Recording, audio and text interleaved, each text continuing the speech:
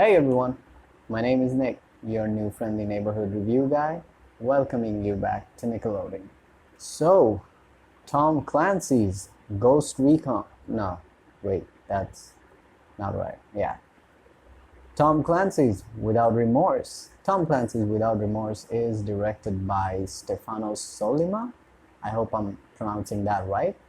And it stars Michael B. Jordan and Guy Pearce. Guy Pearce is in this movie. It's been a long time since I've seen him in a good movie, I think. So first of all, I'm not really much of a book reader, so I've never really read any of the Tom Clancy books, but I am an avid gamer and I like most of the Tom Clancy games. My favorite being Splinter Cell. All the Splinter Cell games. Amazing games.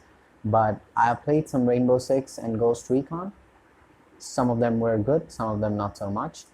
And I was really excited about this movie. I am always really excited about a Tom Clancy movie or a series, especially after Jack Ryan being such a hit. And it was an amazing series. So I was really holding up my hope for this movie because it's also made by Amazon. And it's streaming on Amazon right now. So I've seen a lot of people complain that this movie doesn't exactly follow the books. So I'm not going to review this movie like a book reader. I've never read the books. I don't know what happens there. I'm just going to give my opinion of how I felt while watching this movie and how much I've liked it or not. So here we go. So this movie starts off in a very Ghost Recon kind of way, which made me go like, this part of my life, this little part, is called happiness. but nope, hold up. The first few moments of this movie is really cool. Michael B. Jordan's character, John Kelly, is a Navy SEAL who is operating with three other team members with him in a mission in Syria. And it's a CIA mission. And there were some really good action set pieces. I thought the explosion in this movie really looked cool. But after the first 10 or 15 minutes, this movie changes its tone and becomes one of those done 100 times before revenge thriller, but without much of the thriller. John Kelly, the character of Michael B. Jordan, is back from his mission into his home, enjoying his time with his wife, who is pregnant, and yeah, they get killed. I think you know that by now if you watched any of the trailers. Yeah, and then he nearly dies, but killing a Tom Clancy character is not that easy, right? So yeah, he gets back up and he's looking for revenge. And obviously, Tom Clancy movies are mostly based on espionage or global warfare or much larger scale storyline. And this movie, the pacing of this movie is actually really slow. And some of the set pieces that are done really well somehow feels boring. I don't know what else to say. There are some cool scenes, cool actions, and cool set pieces, but it's just not that much enjoyable. Basically, John Kelly just goes out for vengeance and becomes the fucking Punisher. He tells his superiors that he's the best and he can get whoever's behind this. And it's not just about killing his family or his teammates. It's much larger than that. There must be something else going on behind the scenes, but he doesn't much care about it. He just wants to get who killed his family, and that's understandable.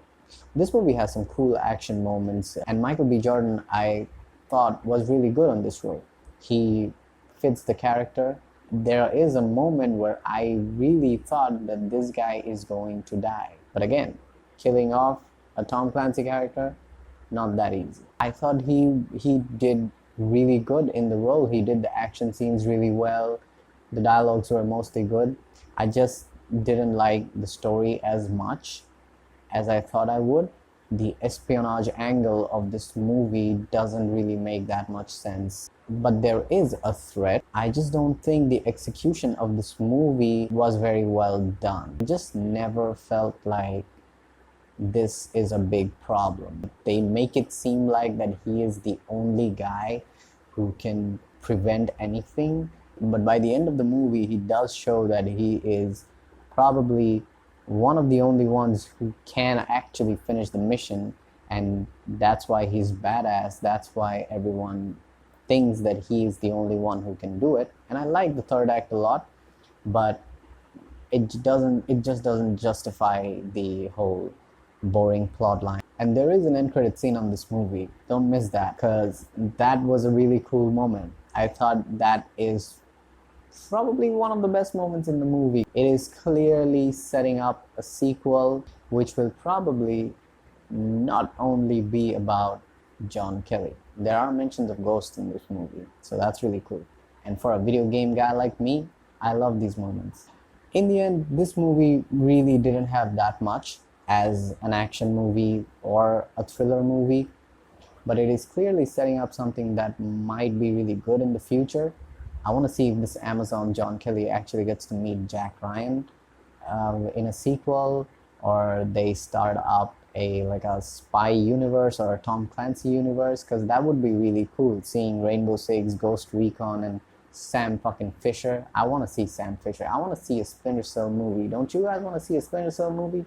Or a game, or a fucking game. It's been so long since the last game.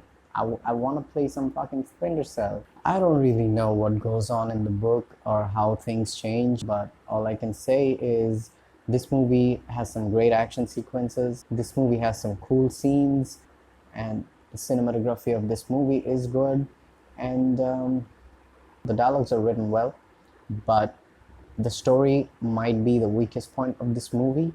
But you will probably enjoy the third act and the first 10 to 15 minutes of the movie the most. The middle part might be a little boring, but the end kind of pays off. So I'm gonna have to give this movie a 6 on 10, because it was mostly just an okay movie. I hope they make a sequel that is better. I hope they make a sequel with other characters from the Tom Clancy universe, and I look forward to it. Hey, thank you everyone so much for watching. If you liked the video, please hit the subscribe and like button on your way out, and that would really help me out. So yeah, bye.